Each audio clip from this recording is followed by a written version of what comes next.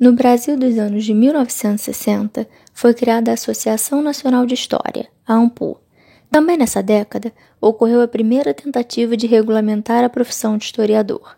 Posteriormente, tanto a ANPU quanto a ideia de regulamentação ganharam fôlego. Hoje, dentre uma gama de ações, a associação realiza simpósios nacionais e estaduais, publica revistas acadêmicas e continua na luta pela aprovação da regulamentação.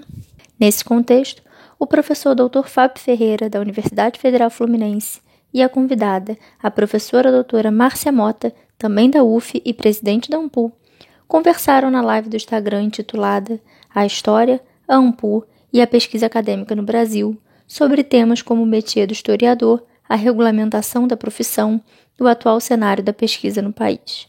Além disso, o ensino remoto e a questão agrária no Brasil, este último, tema da tese de doutorado da convidada, foram tópicos da conversa que agora está disponível em podcast. Bem, Márcia, eu vou começar conversando com você. Acredito que todo mundo queira escutar a questão da regulamentação da profissão de historiador, mas um pouco antes disso, vou entrar isso lá na frente um pouquinho mais, eu vou te perguntar sobre o surgimento da ANPU. Conta pra gente um pouco a história da nossa associação, a história da ANPU.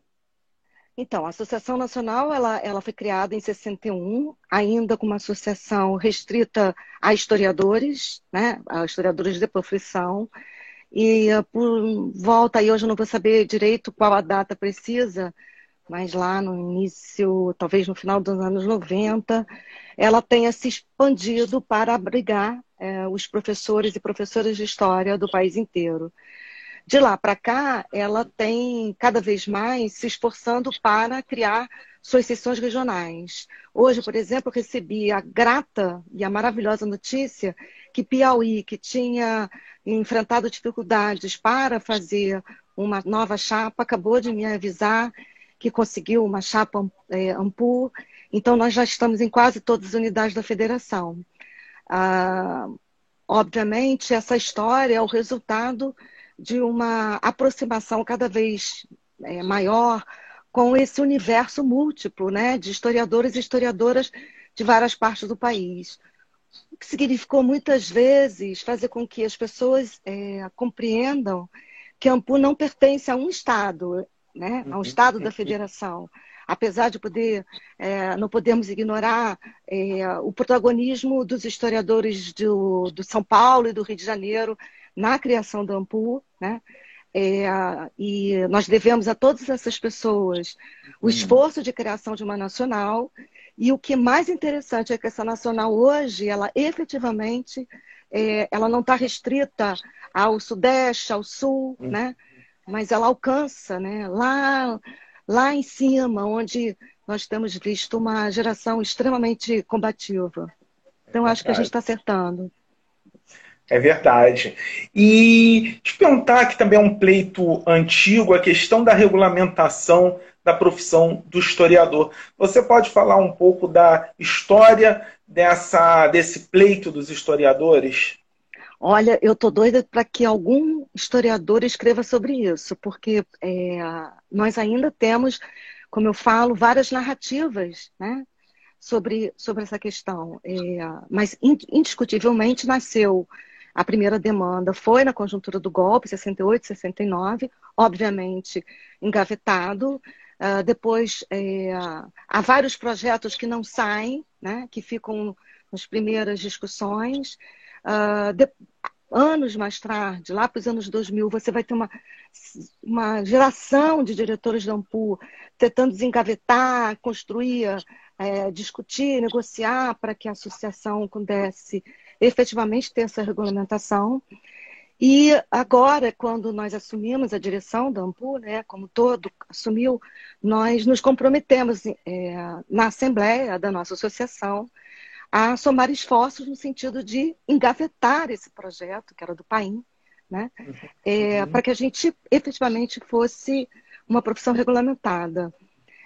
Isso acabou se tornando um movimento nacional e é óbvio que iniciou graças ao empenho incomensurável, né, do Adalberto Paes e da Laura de Castro, do Amapá, que começaram a ter contato com o senador Roncone, a quem eu agradeço eternamente pelo empenho, e a partir daí a AMPU foi surgindo, né, como uma questão efetivamente nacional. Então, se a gente, por exemplo, for mapear as pessoas que começaram a lutar pela regulamentação, você vai ter o Tito Barros, vice-presidente, que é do Ceará. Você vai ter o Valdir Araújo, que é da UFOP. Você vai ter o Benito Smith, que é do Sul. Você vai ter o Fábio, o Wagner, uma série de... Mariana Esteves, da Mato Grosso do Sul, que pessoas que foram, né, se engajando, inclusive se colocando, né, disposto a gastar o seu tempo na defesa desse projeto. Então, eu acho que essa conjuntura ela é tão ruim, né? A gente vive uma situação tão dramática diante dessa pandemia, desse desgoverno, que o processo de regulamentação adquiriu uma dimensão muito mais profunda agora, né? Eu estava falando com um amigo hoje à tarde, eu falei assim, é interessante como a discussão sobre a privatização da água, que é uma questão central, né? Que está sendo votado, está sendo discutido agora, não mobiliza ninguém. E eu falei, se a história é que nem água, né? Ela é imprescindível, mas ninguém presta muita atenção a ela, a não ser quando a gente está sufocado. Então, eu acho que é por isso que nós estamos tão engajados. É interessante, né, essa questão até que você falou da água, tal, que muitas das vezes a história passa desapercebido, mas vira discurso político, vira, né, não é nada, né, nós temos até canais também de história, né, a gente tem uma série de elementos aí na sociedade que usam a história, né. Todas, bom, sem história não há futuro, né? Porque sequer há presente. E todo mundo precisa acioná-la de alguma forma, né? Quase todas as nossas lembranças, nossas narrativas estão ligadas a algum tipo de evidências que a gente transforma numa narrativa, numa memória, diríamos, né? Uma memória individual, né? É claro que a história não é uma memória coletiva, ela não é a soma disso tudo, né? Ela é um campo de conhecimento muito mais complexo, ela é aquela criança que passa a vida toda perguntando por quê. E é muito interessante que essa criança que brinca o tempo todo perguntando está em todos nós, porque todos nós queremos saber um pouco sobre a vida do país, sobre as nossas conquistas. Então a gente está... A AMPU, ela, na medida em que ela também assume, humildemente, eu até acho, que nós precisamos conversar mais com as novas mídias, olhar com mais atenção esse clamor, né, pela história, mas aumenta a nossa responsabilidade. Porque você sabe disso, há sites interessantíssimos e outros que são erros crassos, né? Produzindo não só fake news, o que é o limite do inaceitável, mas também erros factuais básicos, né? Então, eu acho que na medida em que a gente se coloca como uma associação preocupada com a regulamentação, a gente quer tão somente salvaguardar a história enquanto um campo científico extremamente complexo e necessário. É verdade. Eu vou te perguntar também os benefícios, tanto para o historiador quanto para a sociedade, dessa regulamentação. Eu posso te dar um exemplozinho? Assim, Claro. ninguém quando você está numa festa e as pessoas vão te perguntar o que você é, as pessoas esperam, né? Branca de olhos azuis. As pessoas esperam, ela é uma advogada, ela fala tão bem, ou ela é uma médica, né? Ou ela é engenheira. Aí quando você fala que é historiador, as pessoas têm um quê de decepção. Presta atenção, sabe? É como se eu tinha tanta expectativa em relação a essa pessoa e ela é historiadora, né? Portanto, há um senso comum muito brasileiro, eu não vejo isso em países europeus, de minimizar a importância do historiador, né? tanto pesquisas que vão falar que o professor de história é o professor que se veste menos bonito, menos apresentável, né?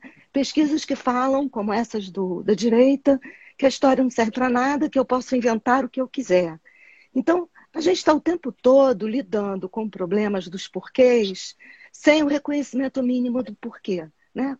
Por que essa pessoa, né, que poderia estar fazendo qualquer outra profissão e provavelmente estaria ganhando mais do que a maioria dessas profissões, resolveu dedicar sua vida ao conhecimento histórico? Porque a gente sabe que o conhecimento histórico não é uma coisa que a gente pega aqui, não é uma fonte que a gente pega colar, ela é produzida por memórias, ela também se produz por amnésia social. Então, essa pessoa, a princípio, ela é uma pessoa que tem uma preocupação com o passado de tal maneira que ela quer contribuir para a reflexão sobre esse passado.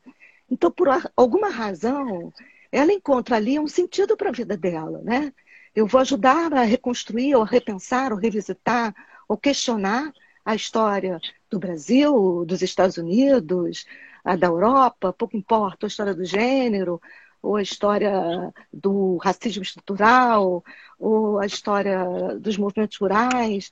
Mas, de qualquer maneira, todos, né, acreditam que tem alguma coisa a contribuir para revisitar esse passado.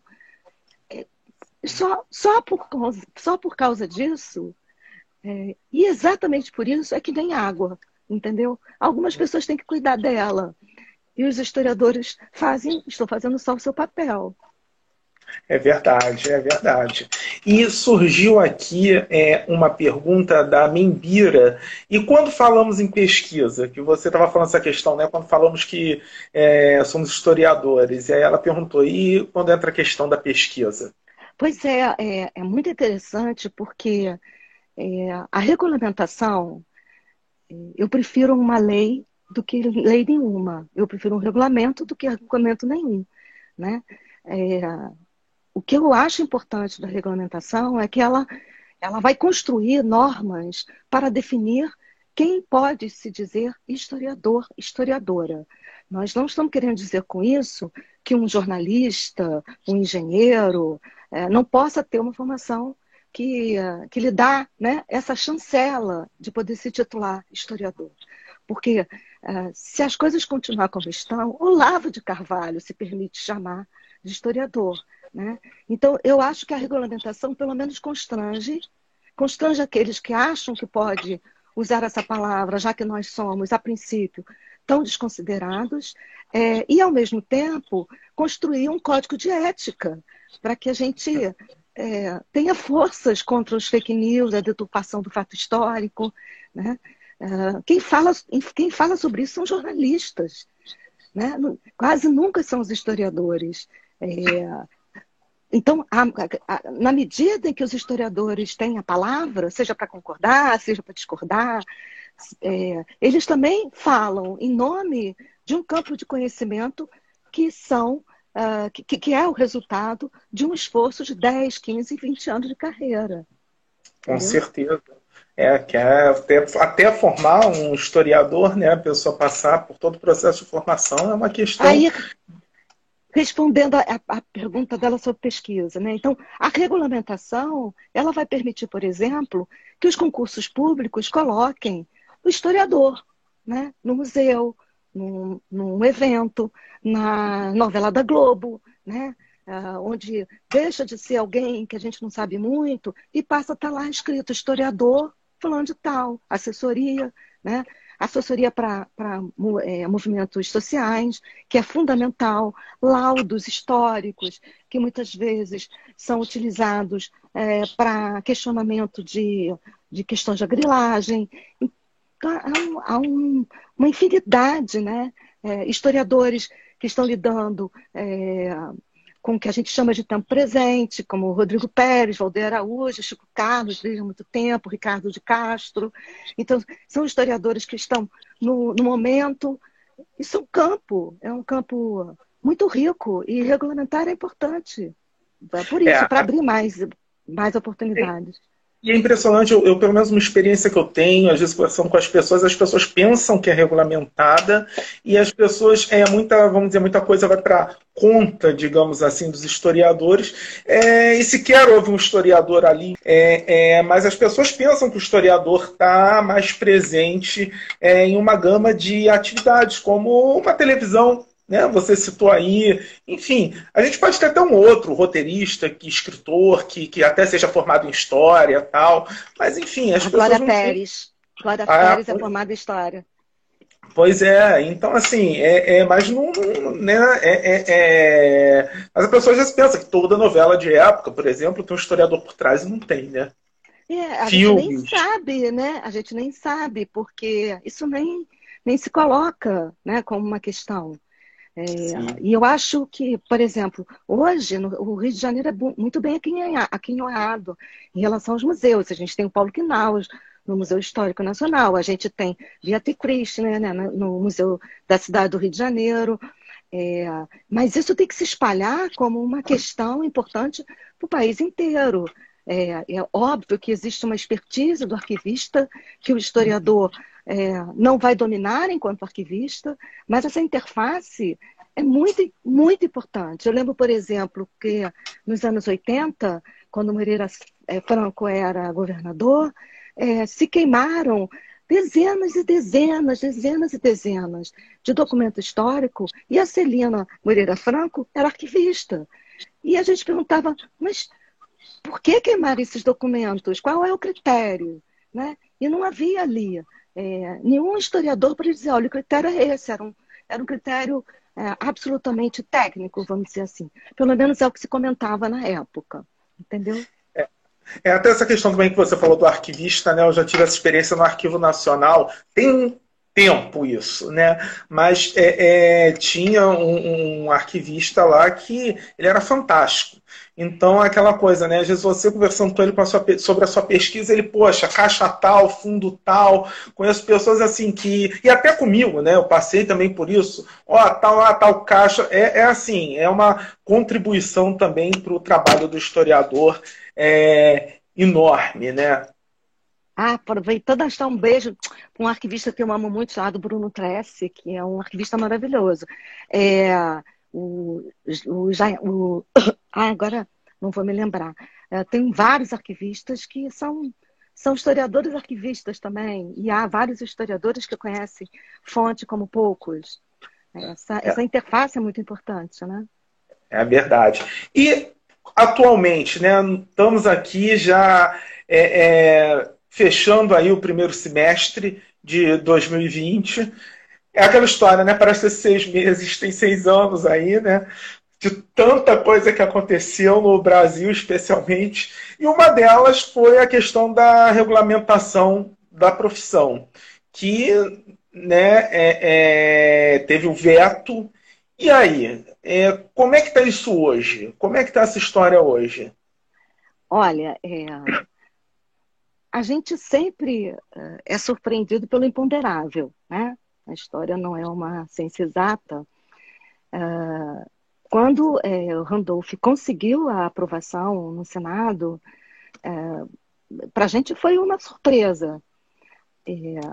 O que ele fez, e a equipe do Amapá fez, a Laura de Castro, o Adalberto Paes e o Tito do Ceará, assim, são mobilizações muito importantes para colocar na agenda, né, essa questão. Mas a gente também sabia, né, de que o veto era mais do que provável. Né? Ninguém tinha a ilusão de que isso ia passar desapercebido por Bolsonaro. Né?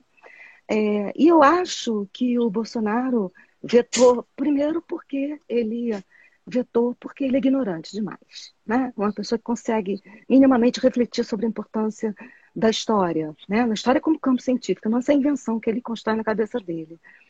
E segundo, que ele quer controlar o futuro, ele quer, ao se meter numa profissão e tentar prejudicá-la, ele quis o quê? Ele quis dizer que ele, como presidente, pode nos impedir de escrever o que todos escreverão no futuro. Ele é o pior presidente que o Brasil já teve. Então, assim, ele poderia ter saído um pouquinho melhor, se é que possível, né? Simplesmente aprovando. Nós não estamos pedindo aumento salarial, não estamos pedindo absolutamente nada. Mas Até porque isso daí, né, a gente já está anos sem. Nós estamos, na verdade, o que ele quis foi apenas produzir a maldade do dia a dia, né? Mas a maldade tem um efeito reverso, né? Quando alguma coisa é absolutamente injusta, ela não tem sentido algum, as pessoas se mobilizam, pelo menos estranham, né? E eu acho que a partir daí, os historiadores, até os historiadores que antes falavam assim, não vejo muita vantagem, talvez não devemos mexer nisso, etc., falando, peraí, que presidente é esse que vai dizer o que é história e vai dizer, não, história não vou regulamentar e pronto, acabou, usando o ministro de Economia, quer dizer, o máximo da desmoralização, né? Tivesse ele coragem de chamar um historiador consagrado para defender o veto, seria pelo menos minimamente digno, né? Então a tentativa de nos humilhar, de chamar um ministro da Economia, que de economia não entende nada, imagina-se de história, né? Para dizer que a gente não deve ser regulamentado enquanto profissão. Então, eu acho que a partir daí, o movimento que foi iniciado lá no Amapá, né, e se propagou pelo país inteiro, é o resultado dessa ira, né? De uma resposta a essa disfarçatez do presidente. Ele não vai controlar a história, nem a de ontem, como ele quer, nem a de hoje, e muito menos o do amanhã. E uma outra coisa, vou te perguntar qual o quadro, como é que está essa questão da pesquisa acadêmica no Brasil? Olha, nós temos na direção, a ANPU tem um fórum de pós-graduação, né, que é composto por todos os coordenadores de cada coordenação das universidades, tanto públicas como estaduais, como particulares. Essa coordenação ela é presidida pelo Benito Smith, inclusive um ex-presidente da ANPU, e nós sempre estamos procurando saber o que acontece na pós-graduação e, ao mesmo tempo, tentando produzir respostas a essas demandas. Se a gente for falar de aceleração da história, isso significa dizer que a gente não para um dia, né? Porque toda tentativa de desmonte que a CAPES produz, né, das ameaças, né? Inclusive alguns dos nossos historiadores, como o próprio Benito Smith, o Rodrigo Pato de Minas, saiu numa lista do CNPq, né? Como se tivessem divulgado sem querer uma lista de historiadores com temas, vamos dizer, menos agradáveis, né, aos olhos deles, é óbvio. Então, isso faz com que essa discussão tome, né, uma relevância ainda maior do que diz respeito ao papel da pesquisa. Aí a CAPES, ela é uma instância que hoje ela não consegue responder mais, há muitos anos, aliás, mas pelo menos de uns 6 anos para cá, ela vem cada vez perdendo mais um protagonismo que ela tinha, desculpa, mas é uma opinião aí pessoal, e ela atinge diretamente os alunos e os professores, transformando o que eu chamo não de um órgão de fomento, mas é um órgão de tormento. Ela tormenta o tempo inteiro, ela não tem uma política, né? Lembrando que essas instituições foram criadas há décadas, né? Então, o desrespeito para com a pesquisa não atinge só os historiadores. A ANPU procurou somar esforços com a Sociedade Brasileira do Progresso da Ciência, junto com todas as outras entidades do país, e tentando responder, né, dia a dia a essa tentativa de desmonte. Então, ao mesmo tempo, a gente trabalha no campo da história, né, no campo específico da história, a direção se reúne, pensa a discussão, o Benito traz novas questões que, por sua vez, são trazidas pelas coordenações das pós-graduações, e, ao mesmo tempo, a gente tenta respostas vindas das áreas das associações como um todo, né? Para tentar segurar o mínimo diante desse desmonte acelerado, né? Que faz com que a gente quase não durma, de fato. Eu vou passar para algumas perguntas do público. O Felipe, ele perguntou onde saiu essa lista. Que lista? Aham. Que saiu o Benito, que saiu... Foi divulgado no WhatsApp, né, por colegas pesquisadores. Depois houve uma manifestação, ficou muito restrita, porque logo eles retiraram do ar. Certo. Também nas perguntas que chegaram a gente, tem do Aldair Silva. Márcia, qual a posição da AMPU em relação ao ensino remoto, em particular no curso de História?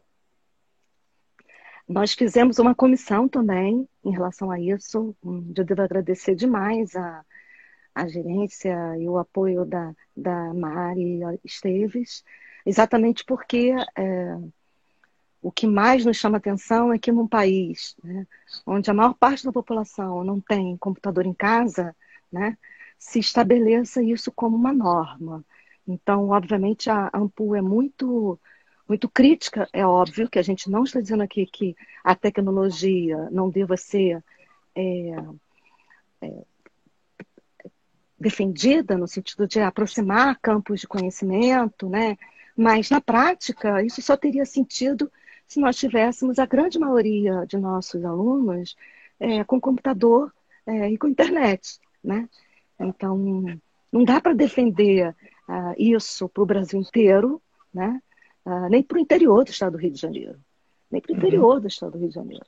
Então, pode ser que um dia, né, os historiadores se aproximem e estão se aproximando cada vez mais dessa tecnologia, mas não adianta, nada substitui o professor, nada substitui a sala de aula, né? Eu ainda acho que sem a presença física, né, daquele pesquisador que ele fala, quando ele discute, a gente perde muito, muito do coração do próprio conhecimento, né? Que afinal de contas é humano. Verdade. Também chegou aqui para a gente o Darlan Reis, que na verdade ele te mandou uma mensagem. Parabéns pela luta. Obrigada, Darlan. Do Ceará, ele. De Crato. Crato. Legal, né? O Diniz, Tavê Diniz, mas o Diniz escreveu: que dádiva ouvir a Márcia. Então estou te repassando. Ai, que lindo! Obrigada mesmo. É tão bom receber elogio. Adorei. É verdade. A Membira, que também fez a observação, Membira Aran, que fez a observação anteriormente, ela quer saber se a AMPU dialoga com as universidades públicas e particulares para uma retomada da regulamentação. A gente dialoga, sim, com todos os associados, né? A gente tem, como eu disse, nós temos sessões regionais, essas sessões regionais conversam, né? E tentam mobilizar os nossos associados. Se a gente, por exemplo, hoje acompanhar o Twitter